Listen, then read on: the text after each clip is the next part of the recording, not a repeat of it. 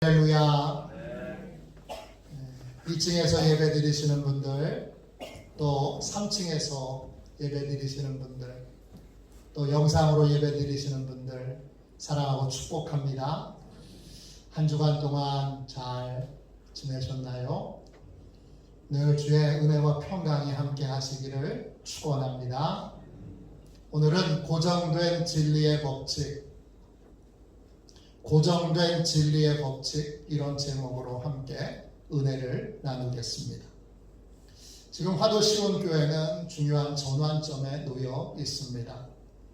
지금까지 교회를 충성되게 섬겨오셨던 많은 일꾼들이 은퇴를 이미 했거나 은퇴를 앞두고 있습니다. 우리는 이전에 훌륭한 일꾼들보다 더 좋은 일꾼을 세워야 되는 그러한 중요한 순간에 와 있습니다. 좋은 장로님, 좋은 권사님, 좋은 집사님들을 많이 세워야 합니다. 열심히 저와 여러분이 해야 할 가장 중요한 사명입니다. 좋은 일꾼이란 어떤 사람입니까? 좋은 일꾼은 신앙의 기본을 갖추고 있는 사람입니다. 좋은 일꾼은 최소한 5가지 영역에서 신앙의 기본을 갖추고 있어야 합니다. 예배생활, 기도생활, 헌금생활, 전도생활, 그리고 봉사생활입니다. 좋은 일꾼이란 예배를 사랑하는 사람입니다. 그래서 모든 예배에 참석하기 위해 노력하는 사람입니다. 좋은 일꾼이란 기도의 중요성을 알아 새벽 기도에 참여하고 중보 기도 때문에 참여하여 열심히 기도하는 사람입니다. 좋은 일꾼이란 11조와 각종 헌금을 진실하게 드리는 사람입니다. 좋은 일꾼이란 가족들과 이웃들과 친구들을 주님께로 인도하기 위해 힘쓰는 사람입니다. 좋은 일꾼이란 주님께서 맡기신 사명을 사람들이 보든지 안 보든지, 사람들이 인정하든지 인정하지 않든지 충성되이 섬기고 헌신하는 사람입니다.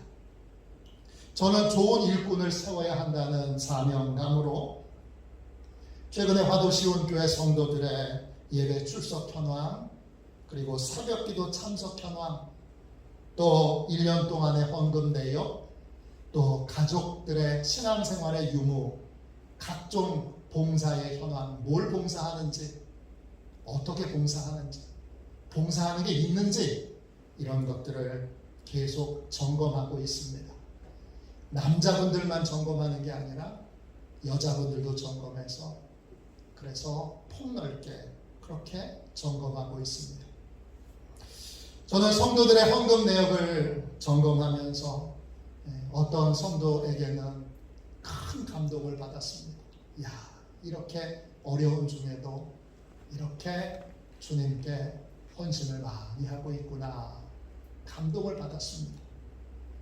쭉 헌금 내역을 쭉 살펴보면서 한 가지 중요한 사실을 발견하게 됐습니다. 저는 우리 교회 역사가 116년이 됐습니다. 제가 부산에서 사역했던 교회도 역사가 꽤 오래됐다 그랬는데 올해 70주년을 했습니다. 우리 교회는 부산에 70주년 된 교회하고는 차원이 다른 116년의 역사를 가지고 있는 교회인데, 저는 화도 시온교회 성도라면 기본적으로 다 11조 생활을 할 줄 알았습니다. 저는 한 번도 헌금을 그래서 점검해 보거나 확인해 본 적이 없습니다. 당연하잖아요. 역사가 있는데.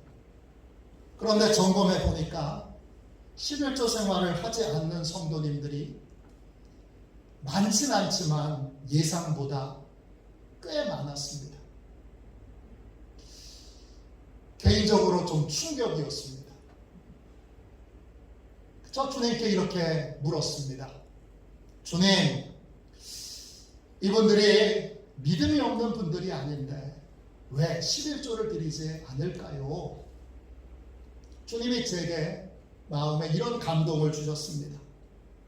이들이 11조를 드리지 않는 이유는 11조가 무엇이고 왜 11조를 드려야 하고 또 어떻게 11조를 드려야 하는지 한 번도 제대로 배워본 적이 없기 때문이다. 그 말씀을 듣고 잠잠히 생각해 보니 그래서 제가 화도시온교회에 온 거더라고요. 제가 누구보다 11조에 대한 공부를 많이 한 사람이고 누구보다 11조를 잘 가르칠 수 있는 사람이고 지금까지 저는 화도시온교회에서는 진짜 11조를 가르칠 거라고는 생각하지 못했는데 누구보다 11조를 잘 가르칠 수 있기에 그러면 주님 제가 11조를 가르치겠습니다. 그렇게 결단하고 이 말씀을 준비하여 전하게 됐습니다. 11조는 한 주의 말씀을 다 나눌 수 없습니다. 아니 11조에 관한 설교를 해야 될 게 그렇게 많다고요? 많습니다. 앞으로 6주 동안 제가 11조에 관한 말씀을 같이 나누겠습니다. 혹 지금 6주로 이렇게 다 말씀을 쪼개놨지만 어쩌면 한두 주 더 될지도 모릅니다. 11조가 무엇이고 왜 11조를 드려야 하고 어떻게 11조를 드려야 하는지 그리고 어떻게 11조를 사용해야 하는지까지 함께 나눌 수 있도록 하겠습니다. 할렐루야, 할렐루야. 먼저 11조가 무엇인지 살펴보겠습니다. 11조가 뭡니까? 11조는 내 수입의 10%를 하나님께 드리는 것입니다. 말라기 3장 8절입니다. 사람이 어찌 하나님의 것을 도둑질하겠느냐? 그러나 너희는 나의 것을 도둑질하고도 말하기를 우리가 어떻게 주의 것을 도둑질하였나이까 하는도다. 이는 곧 11조와 봉헌물이라. 여기서 11조라고 하는 단어가 나옵니다. 이 말은 히브리어로 마세르입니다. 뜻은 10%라는 뜻입니다. 10분의 1이라는 뜻입니다. 11조는 내 수입의 10%를 하나님께 드리는 것입니다. 8%만 드리는 건 11조가 아닙니다. 5%만 드리는 것도 11조가 아닙니다.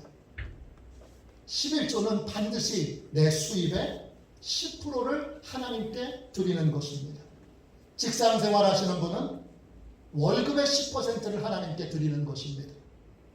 가게를 운영하시는 분은 매출이 아니라 순수익의 10%를 하나님께 드리는 것입니다. 10%를 하나님께 정확하게 드리고 있는가? 이건 아무도 모릅니다. 드리는 사람과 하나님만 아십니다. 교회는 모릅니다. 여러분이 온전한 11조를 드리는지 그렇지 않는지 확인할 길이 없습니다. 하나님과의 나의 관계에서 내가 내 수입의 10%를 드리기로 결단하고 10%를 드리는 삶을 꾸준히 살아가는 것이 바로 11조 생활을 하는 것입니다. 둘째, 11조란 무엇입니까? 11조는 다른 헌금으로 대체될 수 없는 것입니다. 8절을 다시 보십시오. 8절 끝에 하나님이 11조와 봉헌물이라 이렇게 11조와 일반 헌금을 구분하고 계십니다. 봉헌물이라는 말은 히브리어로 테루마입니다. 뜻은 거룩한 목적으로 드리는 헌금을 뜻합니다. 즉 우리가 드리는 주일헌금, 감사헌금, 선교헌금, 절기헌금, 일천번제 헌금 등이 여기에 해당됩니다. 하나님께서는 이런 헌금과 11조를 구분하셨습니다. 11조는 섞일 수 없는 전혀 별개의 특별한 헌금입니다. 11조는 드릴 때도 하나님 앞에 다른 헌금과 구별되어 드려져야 하고 쓰여질 때도 다른 헌금과 구별되어 쓰여져야 합니다. 제 첫 번째 목회지는 충청북도 충주였습니다. 교회 이름은 방주교회입니다. 성도들 대부분이 다 농사 짓는 분들입니다. 몇 분이 젖소를 키우기도 했습니다. 교인들 대부분이 직장 생활하는 분들이 아니기 때문에 월급이 없습니다. 그래서 달달이 11조를 드리는 것이 참 어려워. 몇몇 성도님들은 11조 드리는 것은 아예 꿈도 꾸지 못하고 그냥 주정헌금이라는 이름으로 헌금을 드리고 있었습니다. 저는 그걸 보고 이렇게 해도 되는 건가? 이래도 동일하게 하나님께 축복을 받을 수 있는 건가? 고민에 빠졌습니다. 이 고민은 성경 연구로 이어졌고 저는 그때부터 꽤 오랜 세월 동안 11조에 대하여 공부를 하게 됐습니다. 그 결과 11조와 다른 헌금이 구별된다는 사실을 명확하게 알게 됐습니다. 하나님의 복을 온전히 받으려면 형편과 처지가 어려워도 11조를 온전히 드려야 한다는 사실을 그때 명확하게 깨닫고 복을 받아야 하기에 성도들에게 가르쳤습니다. 농사를 지으면서 매달 11조를 드리지 않아도 좋으니 수입이 생길 때마다 11조를 드리도록 그렇게 가르쳤습니다. 놀라운 건 거의 대부분이 노인들이셨고 젊은 사람들이 많지 않은 가운데 그 교인들이 다 순종하여 그때부터 11조를 하기 시작했습니다. 놀라운 건 제가 처음 부임했을 때에 교회 재정은 너무나 형편없는 상태였습니다.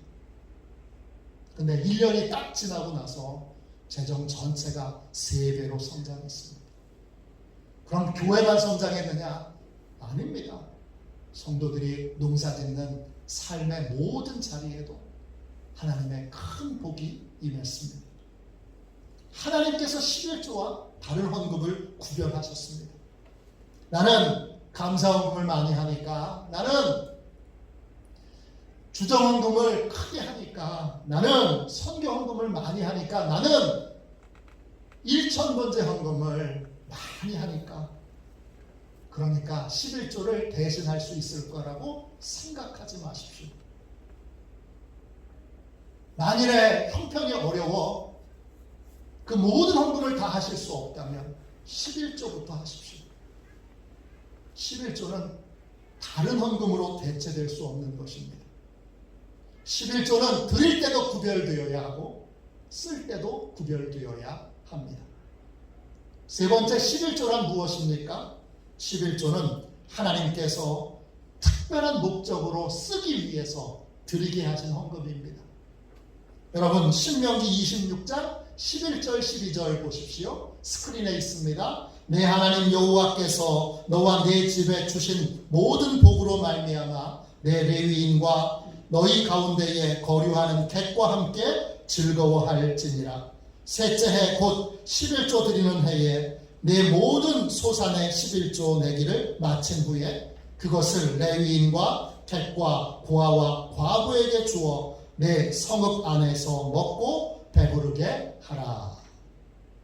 11조는 드릴 때도 구별하여 드려야 하지만 쓸 때도 반드시 구별하여 써야 합니다.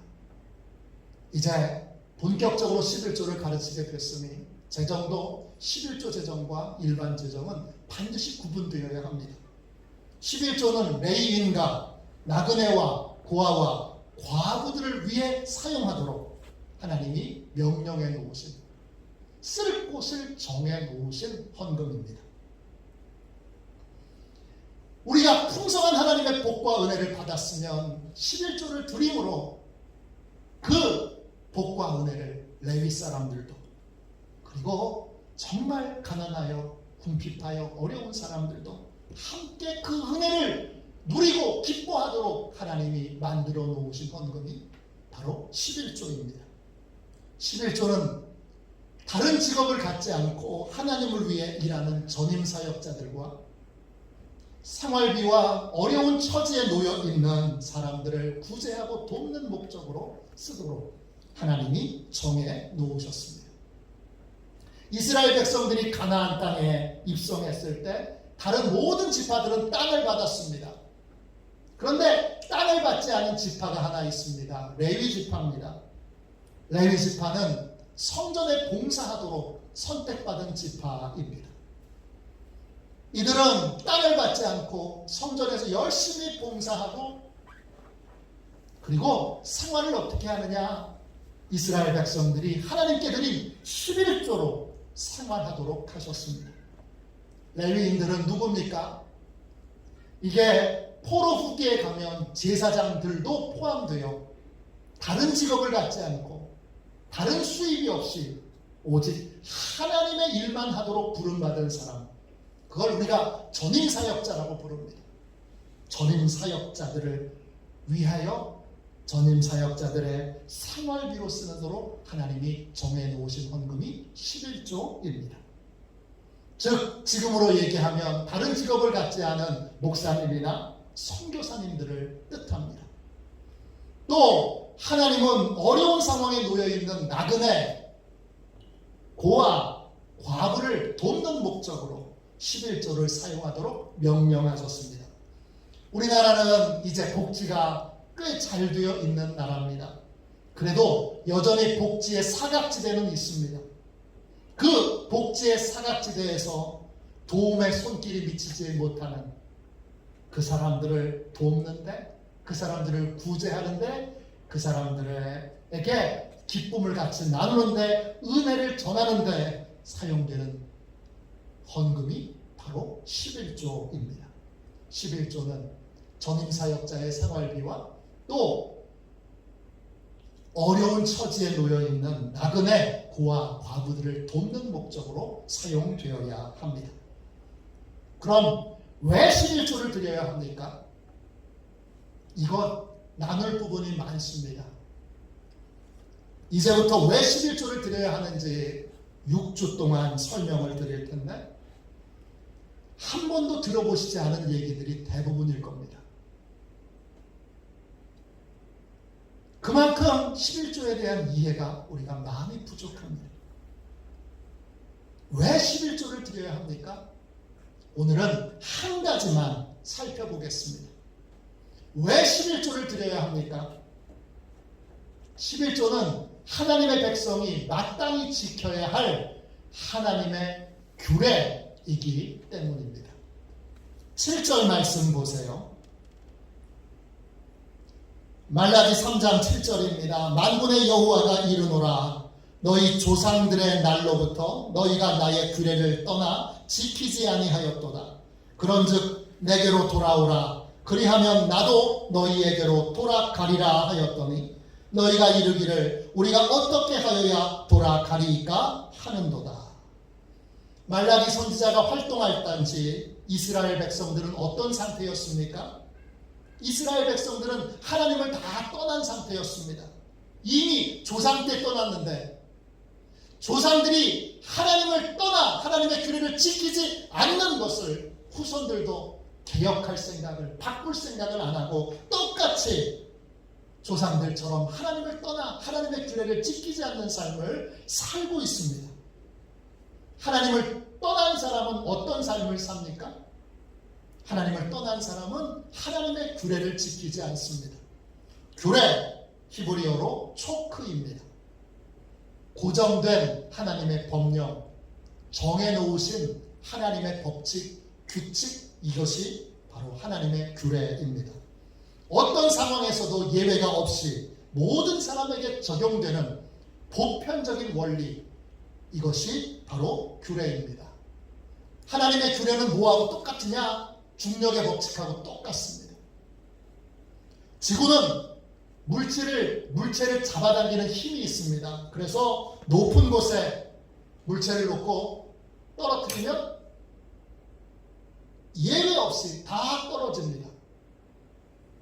인간도 높은 곳에서 뛰어내리면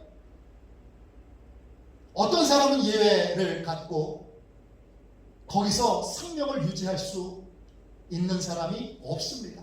예외 없이 뛰어내리면 다 떨어지게 됩니다. 어떤 사람도 예외가 없습니다. 중력의 법칙은 지구상에 사는 모든 사람들에게 예외 없이 적용됩니다. 나이가 많은 사람, 나이가 적은 사람, 경험이 많은 사람, 경험이 적은 사람, 지식이 많은 사람, 지식이 없는 사람, 남자, 여자 예외 없이 동양인이나 서양인이나 다 동일하게 적용됩니다. 어떤 인간도 중력의 법칙을 무시하고 삶을 살 수 없습니다. 어떤 분이 전능하신 하나님을 굳게 믿었습니다. 그래서 높은 곳에 10층 높이의 건물에 올라가서 뛰어내려도 전능하신 하나님이 지켜주실 거라는 걸 조금도 의심하지 않고 확고하게 믿었습니다. 아멘, 믿습니다 하고 뛰어내렸습니다. 어떻게 됐을까요? 이분은 확고한 믿음을 가지고 있었습니다. 어떻게 됐을까요? 이분은 크게 다쳤거나 아니면 거의 99%는 죽었을 겁니다. 만일 하나님께 이 사람이 이렇게 따졌다고 가정해 봅시다. 하나님, 저는 전능하신 하나님을 굳게 믿었는데 왜 하나님 저를 살려주지 않으셨습니까? 하나님이 뭐라고 대답하실까요? 나는 전능하신 능력으로 내게 반드시 지키고 따라야 할 나의 규례를 이미 알려주었다. 하나님은 이러실 겁니다. 전능하신 하나님이 전능하신 능력으로 정해놓으신 규례가 있습니다. 하나님을 믿는 믿음과 자기 혼자만의 확신을 우리는 구분할 줄 알아야 합니다. 하나님을 믿는 믿음은 하나님이 정하신 법칙과 원리를 배우고 따릅니다. 왜 그렇습니까? 하나님이 그 정해놓으신 원리와 법칙에 따라 세상을 통치하시기 때문입니다.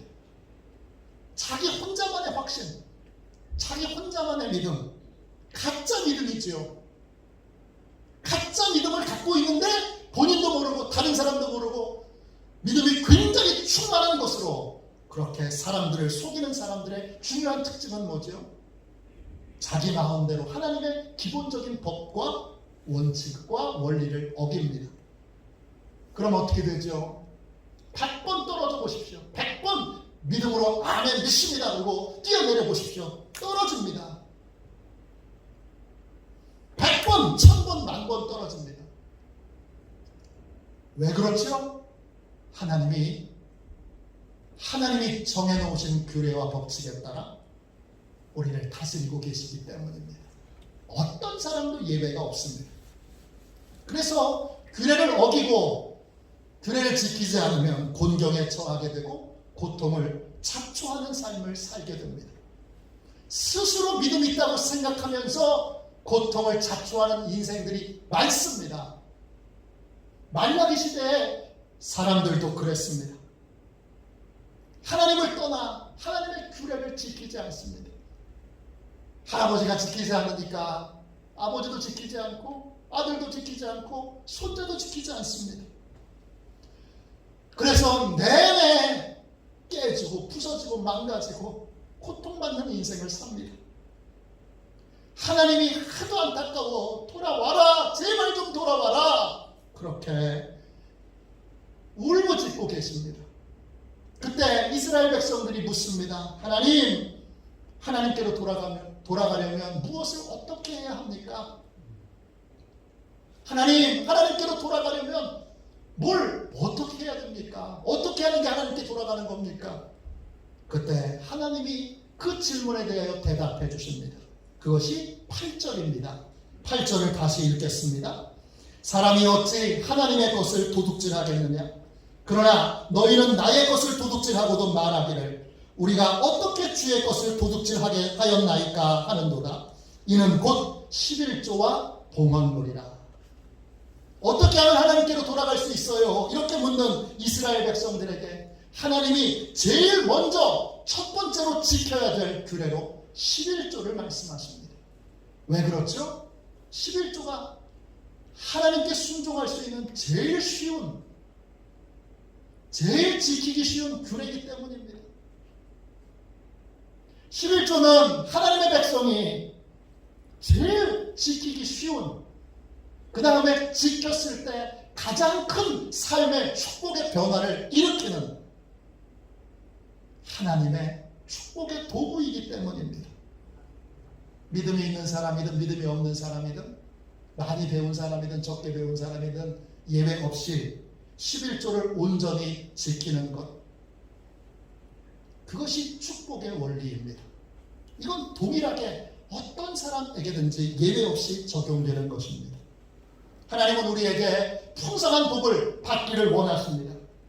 하나님은 우리에게 풍성한 복을 주시기를 원하십니다. 그런데 하나님은 하나님의 방법으로 우리를 축복하십니다. 그것이 바로 11조입니다. 11조는 예외 없이 모든 사람에게 풍성한 하나님의 복을 주시는 하나님의 원리입니다. 하나님을 진짜 믿는 사람은 하나님의 원리를 배우고 따릅니다. 성령 충만도 마찬가지입니다. 가짜 성령 충만과 진짜 성령 충만을 구분할 줄 알아야 합니다. 한국 교회는 오랫동안 가짜 성령 충만한 사람들에게 미혹을 너무 많이 당해왔습니다. 진짜 성령 충만한 사람은 하나님의 원리와 법칙을 배우고 따릅니다. 가짜 성령 충만한 사람은 자기 감정, 자기 느낌, 자기 생각대로 살면서 하나님의 원리와 법칙을 무시하고 따르지 않습니다. 우리가 믿는 성령님은 어떤 분이십니까? 우리가 믿는 성령님은 진리의 영이십니다. 요한복음 16장 13절입니다. 진리의 성령이 오시면 그가 너희를 모든 진리 가운데로 인도하시리니 그가 스스로 말하지 않고 오직 들은 것을 말하며 장래일을 너희에게 알리시리라. 성령님은 진리의 영이시고 우리를 진리로 이끄십니다. 진리, 헬라말로 알레테이아입니다. 인간에게 계시된 하나님의 진실, 확고하고 변하지 않는 하나님의 진실, 이게 진리입니다. 성령님은 우리를 진리의 영으로 찾아오시고 진리로 우리를 인도하십니다. 성령님의 인도를 따르는 사람은 하나님이 정해주신 원리와 법칙을 따릅니다. 반면에 가짜 성령 충만한 사람은 자기 혼자만의 확신으로 하나님이 정해놓으신 기본적인 원리와 법칙을 무시하고 따르지 않습니다. 어떤 교회에 한 여자 청년이 있는데 그 교회에서 기도 제일 많이 하는 청년입니다. 성령 충만한 사람, 그러면 첫 번째로 꼽히는 여자 청년이 이 청년입니다. 어느 날 이 여자 청년이 하나님의 음성을 듣습니다. 하나님께서 같은 교회 전도사님을 남편감으로 주셨다는 음성을 듣습니다. 감사한 일이죠. 근데 문제가 하나 있습니다. 이 전도사님은 이미 결혼을 한 사람입니다. 이 자매가 들은 성령님의 음성은, 하나님의 음성은 진짜일까요? 가짜일까요? 이런 일도 있습니다. 어떤 전도사님께서 교회학교 전도사님으로 부임하셨습니다. 기도를 진짜 많이 하시는 분이고 이분은 입만 열면 성령님의 인도하심을 따라야 합니다. 성령님께 물어보세요. 입만 열면 성령님 얘기하는 분입니다. 그런데 전도사님께서 부임하신 교회에, 그 교회 학교에 진짜 예쁘고 똑똑한 여자 선생님이 계셨습니다. 어느 날 하나님께서 이 여자 선생님을 이 전도사님의 배우자로 주셨다고 전도사님이 들었다는 거예요. 근데 역시 문제가 하나 있습니다. 그 선생님도 이미 결혼을 하신 분입니다. 이 전도사님의 음성, 하나님의 음성이 맞을까요? 틀릴까요? 명백하게 말씀드립니다. 두 사람이 들은 성령의 음성은 명백하게 가짜입니다. 왜 그렇습니까? 성령 하나님은 우리를 불법으로 인도하시지 않습니다. 진짜 성령 충만한 사람이라면 결혼하신 분에 대하여 사모하는 마음을 갖게 되었다면 성령님의 강한 책망을 듣고 즉각 마음과 생각을 돌이켰을 것입니다. 성령님은 진리의 영이시고 우리를 진리로 이끄시기 때문입니다. 1991년도 예수교 성결교단에서 이단으로 정죄된 만민중앙교회 이재록 씨, 미국 라스베가스로 가서 도박을 하다가 들통이 나서 변명을 이렇게 합니다. 성령님의 인도하심을 따라 도박으로 돈을 따서 교회 재정 문제를 해결하려고 했습니다. 이재록 씨 진짜 성령님의 인도를 따르는 사람입니까? 아닙니까? 100% 아닙니다. 명백하게 아닙니다. 왜 그렇죠? 성령 하나님은 우리를 도박으로 인도하시지 않습니다. 복권도 마찬가지입니다. 어떤 목사님께서 교회 재정이 너무 어려우니까 토요일마다 기도 많이 하고 믿음으로 복권을 산다고 합니다.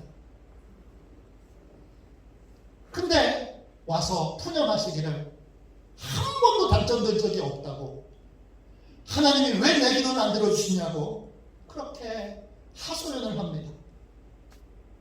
왜 그렇게 하실까요? 하나님은 교회 재정을 축복하시는 방법으로 복권을 사용하시지 않습니다.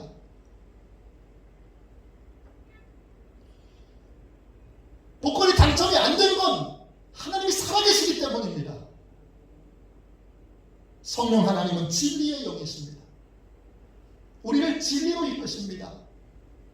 하나님의 규례가 곧 진리입니다.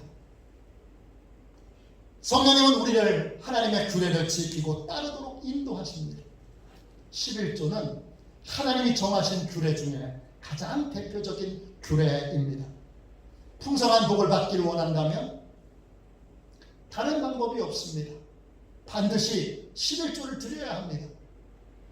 물론 11조를 드린다고 모든 재정적인 문제가 다 해결되는 것은 아닙니다. 많은 분들이 11조만 드리면 무조건 재정적인 복을 받는다, 그렇게 생각합니다. 그건 말라기 3장 10절 말씀을 오해했기 때문입니다. 10절 말씀을 다시 보십시오. 분명 하나님은 11조 드리는 사람에게 축복을 약속하셨습니다. 10절 말씀 보세요. 만군의 여호와가 이르노라, 너희의 온전한 11조를, 그냥 11조가 아닙니다, 온전한 11조를 창고에 들여 나의 집에 양식이 있게 하고 그것으로 나를 시험하여 내가 하늘 문을 열고 너희에게 복을 쌓을 곳이 없도록 붙지 아니하나 보라. 자세히 보십시오. 기계적으로 11조를 드린다고 무조건 쌓을 곳이 없도록 하나님이 풍성한 복을 주신다고 약속하신 말씀이 아닙니다. 하나님께서 쌓을 곳이 없도록 축복해 주시는 사람은 온전한 11조를 드리는 사람입니다. 그 온전한 것 여러 가지가 포함되어 있습니다. 마음 자세도 온전해야 되고, 드리는 헌금의 액수도 온전해야 되고, 그것을 버는 방법도 온전해야 됩니다. 하나님이 그렇게, 여러분, 단순한 분이 아닙니다.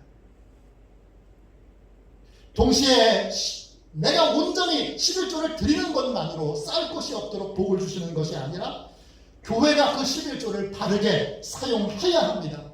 그래야 비로소 풍성한 쌓을 곳이 없도록 부어지는 하나님의 복을 받을 수 있게 됩니다.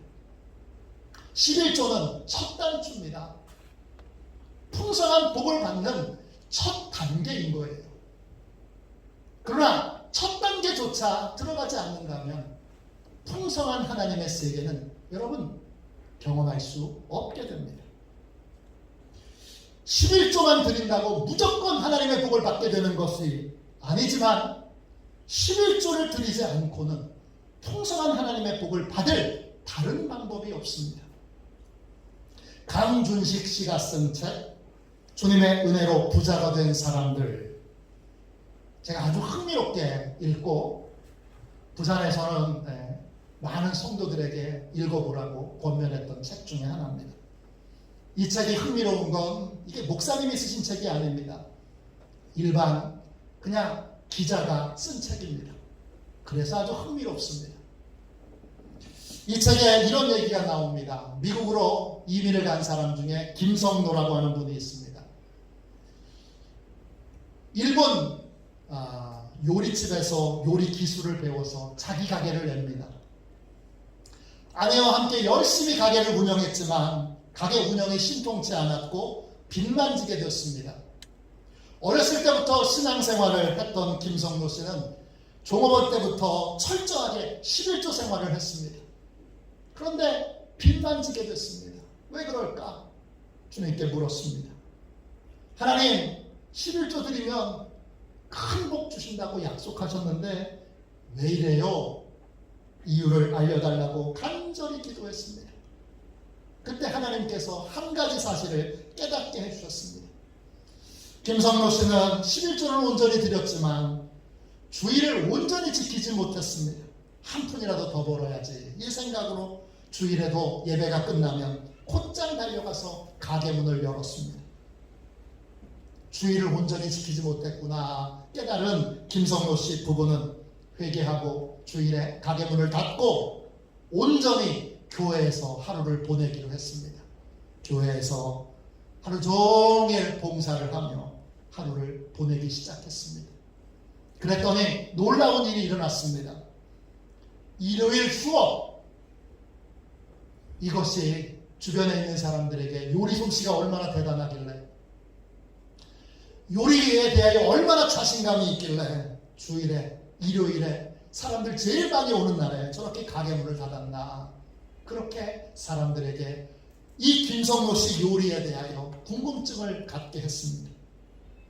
그래서 주일 성수 이후에 김성로 씨 가게는 사람들이 줄을 서서 먹는 그러한 가게가 되었고, 얼마 지나지 않아서 사람들의 간절한 요청으로 가맹점을 내기 시작했습니다. 그래서 미국 서부, 동부, 중부에 많은 가맹점을 갖고 있는 하나님의 풍성한 복을 받은 사람이 되었습니다. 하나님께서 주신 복에 감사하며 아내가 남편에게 이렇게 말했습니다. 여보, 우리가 복 받는 비결을 미리 알았다면 전에 고생을 좀 덜 했을 거 아니에요. 그러자 김성로 씨가 이렇게 대답합니다. 여보, 그런 소리 하지 말아요. 아직도 이 사실을 모르는 사람들이 얼마나 많은데 믿는다는 것이 쉬운 것 같으면서도 실상 얼마나 어려운 일인지 몰라. 김성로 씨는 자신이 풍성한 하나님의 복을 받은 이유를 두 가지로 고백합니다. 하나는 온전한 11조고 또 하나는 온전한 주일 성수입니다. 11조를 드리면 무조건 자판기에 동전을 넣으면 콜라가 나오는 것처럼 그렇게 저절로 풍성한 복을 받게 되는 것은 아닙니다. 그러나 11조 없이는 풍성한 하나님의 복을 받을 수 없습니다. 11조는 하나님이 정해놓으신 풍성한 복을 받게 하는 유일한 통로이기 때문입니다. 11조는 내 수입의 10%를 하나님께 드리는 것입니다. 온전한 10%를 하나님께 드리는지 아무도 모릅니다. 나만 압니다. 그리고 우리 가정만 압니다. 그리고 하나님이 아십니다. 그래서 온전한 11조는 다른 사람은 모릅니다. 오직 나와 하나님만 아십니다. 11조는 다른 헌금으로 대체할 수 없는 다른 헌금과 구별된 것입니다. 그래서 헌금을 드릴 때 정말 형편이 너무 어려워서 다른 헌금을 못 드리시겠거든 11조부터 다시 시작하십시오. 대체할 수 없습니다. 11조는 풍성한 복을 주시길 원하시는 하나님이 정해놓으신 유일한 복의 통로입니다. 풍성한 은혜와 복을 받으려면 반드시 온전한 11조를 드려야 합니다. 다시 여러분 11조부터 시작하십시오. 하나님이 고정해 놓으셨어요. 예외 없이 하나님은 이 방법으로 풍성한 은혜와 복을 주십니다. 우리 86년의 역사를 가지고 있는 교회, 당연히 이 오랜 전통과 역사를 가지고 있는 이 귀한 교회가 100% 11조 해야 되는 거 아닙니까?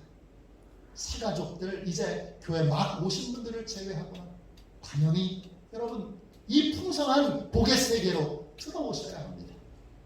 그렇게 이 6주의 말씀을 같이 나눌 때 여러분의 삶에 풍성한 하나님의 세계가 열리는 확실한 변화가 있기를 주님의 이름으로 축원합니다. 축원합니다. 우리 546장 우리 박수 치면서 1절만 2번 찬양하고 하나님의 규례를 주님 어기고 하나님의 규례를 주님 정말 지키지 않고 무시하고 업신여겼던 삶을 회개합니다. 이제 하나님의 말씀 위에 하나님의 규례 위에 내 인생의 집 안전하고 견고하게 짓도록 축복하여 주옵소서. 이렇게 우리 함께 통성으로 기도하겠습니다. 박수 치면서 찬양하겠습니다.